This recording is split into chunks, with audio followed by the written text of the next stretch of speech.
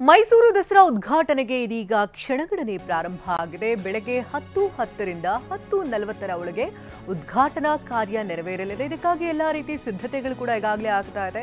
ಶುಭ ವೃಶ್ಚಿಕ ಲಗ್ನದಲ್ಲಿ ದಸರಾ ಉದ್ಘಾಟನೆ ಆಗ್ತಾ ಇದ್ದು, ದಸರಾವನ್ನು ಉದ್ಘಾಟಿಸಲಿದ್ದಾರೆ ಲೇಖಕಿ ಬಾನು ಮುಷ್ತಾಕ್. ಮೊದಲು ತಾಯಿ ಚಾಮುಂಡೇಶ್ವರಿಯ ದರ್ಶನವನ್ನ ಪಡೆಯಲಿರುವಂತಹ ಬಾನು ಮುಷ್ತಾಕ್ ಮಹಿಷಾಸುರ ಮರ್ದಿನಿಗೆ ಪುಷ್ಪಾರ್ಚನೆ ನಮನವನ್ನ ಸಲ್ಲಿಸಲಿದ್ದಾರೆ. ನಂತರ ಸಿಎಂ ಸಿದ್ದರಾಮಯ್ಯ ಸೇರಿದಂತೆ ಅನೇಕ ಗಣ್ಯರ ಉಪಸ್ಥಿತಿಯಲ್ಲಿ ಚಾಲನೆ ಸಿಗ್ತಾ ಇದೆ. ಚಾಮುಂಡಿ ಬೆಟ್ಟದಲ್ಲಿ ವೇದಿಕೆ ಕಾರ್ಯಕ್ರಮ ಇವತ್ತು ನಡೆಯುತ್ತೆ. ಕಾರ್ಯಕ್ರಮ ಮುಗಿಯುವವರೆಗೂ ಸಾರ್ವಜನಿಕರಿಗೆ ನಿರ್ಬಂಧವನ್ನ ಹೇರಲಾಗಿದೆ. ಬರೋಬ್ಬರಿ 6,384 ಪೊಲೀಸ್ ಸಿಬ್ಬಂದಿಯನ್ನ ಸ್ಥಳದಲ್ಲಿ ನಿಯೋಜನೆ ಮಾಡಲಾಗಿದೆ. ಇನ್ನು ಉದ್ಘಾಟನಾ ಕಾರ್ಯಕ್ಕೆ ಈಗಾಗಲೇ ಭರದ ಸಿದ್ಧತೆಗಳು ನಡೀತಾ ಇದೆ. ಈ ಬಗ್ಗೆ ಹೆಚ್ಚಿನ ಮಾಹಿತಿಯನ್ನು ಕೊಡೋದಕ್ಕೆ ನಮ್ಮ ಮೈಸೂರು ಪ್ರತಿನಿಧಿ ನೇರ ಸಂಪರ್ಕದಲ್ಲಿದ್ದಾರೆ. ರಾಮ್, ಇವತ್ತು ಉದ್ಘಾಟನಾ ಕಾರ್ಯಕ್ಕೆ ಒಂದು ಕಡೆ ಸಿದ್ಧತೆಗಳು ಕೂಡ ಜೋರಾಗಿ ಆಗ್ತಾ ಇದೆ. ಇವತ್ತು ಏನೆಲ್ಲ ಪೂಜಾ ಕೈಂಕರ್ಯಗಳು ನಡೆಯುತ್ತೆ, ಏನೆಲ್ಲ ಉದ್ಘಾಟನಾ ಕಾರ್ಯಗಳಿಗೆ ಯಾರೆಲ್ಲ ಭಾಗಿಯಾಗ್ತಾ ಇದ್ದಾರೆ? ಶಕುಂತಲಾ, ವಿಶ್ವವಿಖ್ಯಾತ ನಾಡ ಹಬ್ಬ ಮೈಸೂರು ದಸರಾ ಉದ್ಘಾಟನೆಗೆ ಕ್ಷಣಗಣನೆ ಆರಂಭವಾಗಿದೆ.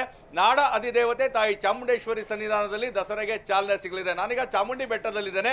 ನೀವು ನೋಡ್ತಾ ಇರ್ಬೋದು, ನಾಡ ಅಧಿದೇವತೆ ತಾಯಿ ಚಾಮುಂಡೇಶ್ವರಿಯ ವಿಶೇಷವಾದಂತಹ ಉತ್ಸವ ಮೂರ್ತಿಯನ್ನ ಮಹಿಷಾಸುರನನ್ನ ಮರ್ದನ ಮಾಡಿದಂತಹ ರೂಪದಲ್ಲಿ ಕೆತ್ತಲಾಗಿರುವಂತಹ ಇದೇ ಒಂದು ಮೂರ್ತಿಗೆ ಇವತ್ತು ಲೇಖಕಿ ಬಾನು ಮುಷ್ತಾಕ್ ಅವರು ಪುಷ್ಪಾರ್ಚನೆ ಮಾಡುವ ಮುಖಾಂತರ ವಿಶ್ವವಿಖ್ಯಾತ ನಾಡ ಹಬ್ಬ ಮೈಸೂರು ದಸರೆಗೆ ಚಾಲನೆಯನ್ನ ಕೊಡ್ತಾರೆ.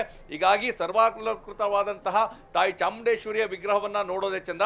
ಯಾಕಂದ್ರೆ ಆ ಅಷ್ಟಭುಜಗಳಲ್ಲಿಯೂ ಸಹ ದೇವಾನುದೇವತೆಗಳು ಮಹಿಷಾಸುರನನ್ನ ಮರ್ದನ ಮಾಡಲಿಕ್ಕೆ ನೀಡಿದಂತಹ ಆಯುಧಗಳನ್ನ ನೀಡಿದಂತಹ ಚಾಮುಂಡೇಶ್ವರಿಯ ಈ ಉತ್ಸವ ಮೂರ್ತಿ ಅತ್ಯಂತ ವಿಶೇಷವಾದಂಥದ್ದು.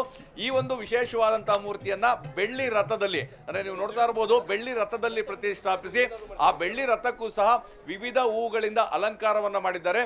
ಇದೇ ಒಂದು ಮೂರ್ತಿಗೆ ಒಂದು ಪುಷ್ಪಾರ್ಚನೆ ಮಾಡಿ ಉದ್ಘಾಟನೆ ಆಗ್ತದೆ. ಸಿಎಂ ಸಿದ್ದರಾಮಯ್ಯ, ಜಿಲ್ಲಾ ಉಸ್ತುವಾರಿ ಸಚಿವ ಡಾಕ್ಟರ್ ಎಚ್ ಸಿ ಮಹದೇವಪ್ಪ, ಸಚಿವರಾದ ವೆಂಕಟೇಶ್, ಶಿವರಾಜ್ ತಂಗಡಗಿ, ಶಾಸಕರುಗಳು, ಗಣ್ಯರು ಈ ಒಂದು ಕಾರ್ಯಕ್ರಮದಲ್ಲಿ ಭಾಗಿಯಾಗ್ತಾರೆ. ಇದಕ್ಕಾಗಿ ಎಲ್ಲ ಸಿದ್ಧತೆಗಳನ್ನ ಮಾಡ್ಕೊಂಡಿದ್ದಾರೆ.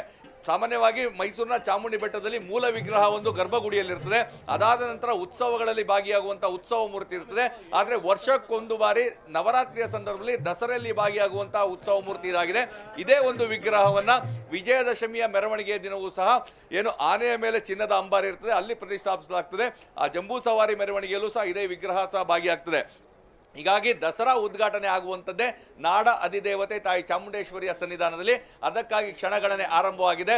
10:10ರಿಂದ 10:40ರಲ್ಲಿ ಸಲ್ಲುವಂತಹ ಶುಭ ವೃಶ್ಚಿಕ ಲಗ್ನದಲ್ಲಿ ಇವತ್ತು ವಿಶ್ವವಿಖ್ಯಾತ ಮೈಸೂರು ದಸರೆಗೆ ಚಾಲನೆ ಸಿಗಲಿದೆ.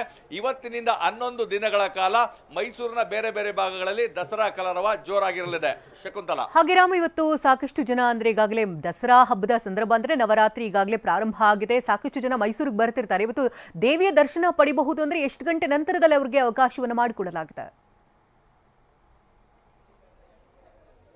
ಶಕುಂತಲಾ, ಇವತ್ತು ದಸರಾ ಉದ್ಘಾಟನೆ ಇರೋದ್ರಿಂದಾಗಿ ಬೆಳಗ್ಗೆ ಬರುವಂತಹ ಭಕ್ತರಿಗೆ ನಿರ್ಬಂಧವನ್ನು ವಿಧಿಸಲಾಗಿದೆ. ಅಂದ್ರೆ 10:10ರಿಂದ 10:40ರಲ್ಲಿ ಸಲ್ಲುವಂತಹ ಲಗ್ನದಲ್ಲಿ ಈ ಒಂದು ದಸರಾ ಉದ್ಘಾಟನೆ ಆದ ನಂತರ ಅಂದ್ರೆ 11:30 ನಂತರ ಭಕ್ತರ ಪ್ರವೇಶಕ್ಕೆ ಒಂದು ಅವಕಾಶವನ್ನು ಮಾಡಿಕೊಡಲಾಗಿದೆ.